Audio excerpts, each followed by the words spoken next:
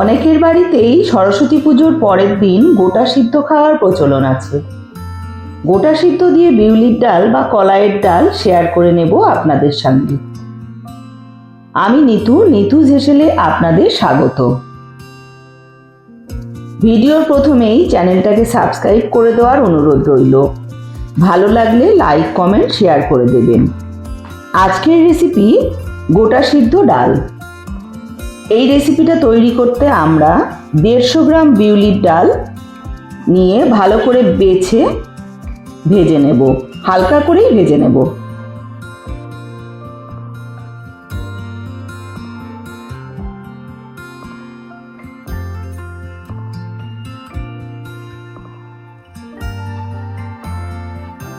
ভেজে নামিয়ে নিলাম একটা বাটিতে। জল পাল্টে পাল্টে ভালো করে ধুয়ে নিলাম।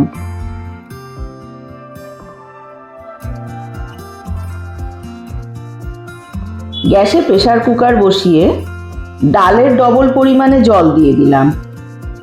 আপনারা প্রেসার কুকারে না করলে কড়াইতেও সিদ্ধ করে নিতে পারেন, একটু হলুদ আর নুন দিয়ে।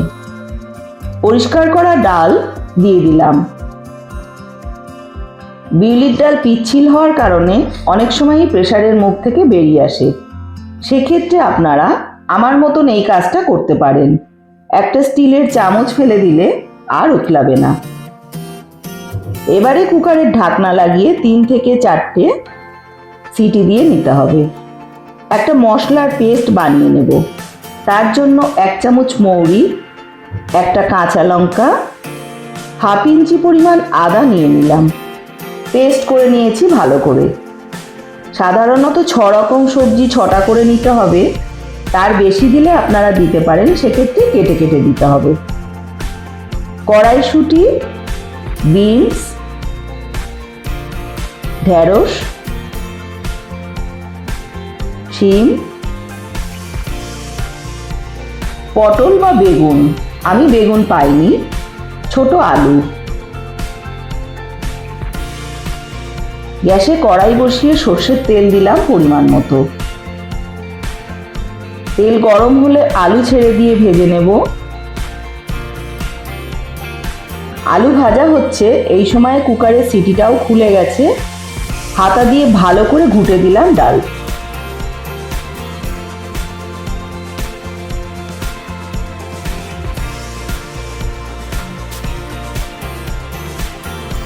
আলু ভেজে বাটিতে তুলে রাখলাম।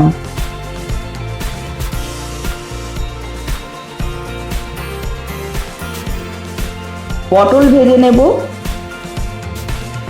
অলরেডি যারা আমার বন্ধু হয়ে আছেন, এমনভাবেই তারা আমার পাশে থাকবেন। যারা এখনো বন্ধু হননি, তারা আমার চ্যানেলটাকে সাবস্ক্রাইব করে বেল আইকন প্রেস করে দেবেন। নিত্য নতুন রেসিপি পেয়ে যাবেন সবার আগে। আমাকে এগিয়ে যেতে সাহায্য করার জন্য অনেক ধন্যবাদ আমার সকল বন্ধুদের। শিমটাকেও ভেজে নেব।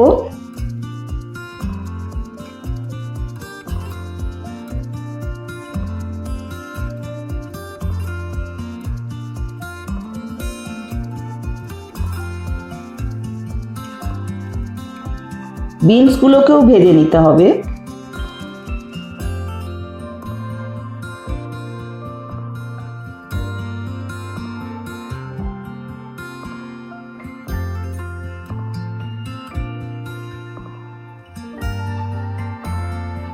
সব সবজির মতো ঢেঁড়স ভেজেও তুলে রাখলাম।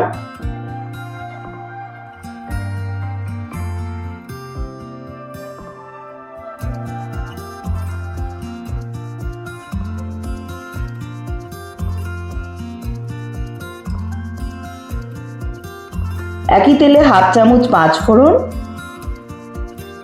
একটা শুকনো লঙ্কা দিয়ে ভেজে নিয়ে 1 চামচ হিং ফোড়ন করে দেব।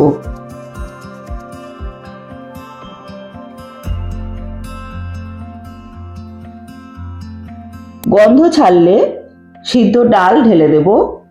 জলটা পরিমাণ মতো দিতে হবে। খুব বেশি পাতলা বা খুব বেশি ঘন করার দরকার নেই এই ডালটাকে। কড়াইশুঁটিগুলিকে আমি ভাজিনি, কাঁচা কড়াইশুঁটিগুলোকেই ডালের মধ্যে দিয়ে দিলাম। 3 চামচ লবণ, 1 চামচ হলুদ গুঁড়ো দিয়ে মিশিয়ে নিতে হবে।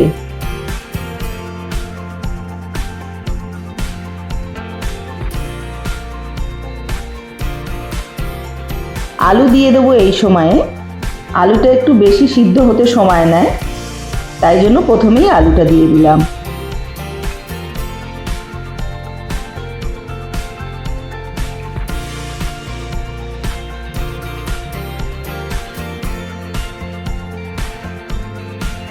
ভালো করে ফুটে উঠলে বাকি সবজিগুলোকেও ছেড়ে দেব।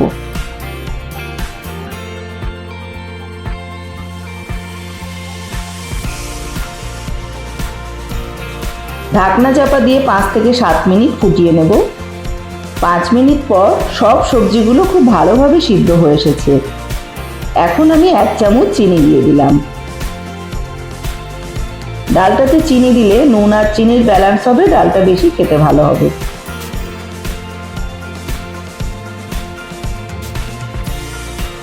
মশলার পেস্ট দিয়ে দিতে হবে এই সময়ে।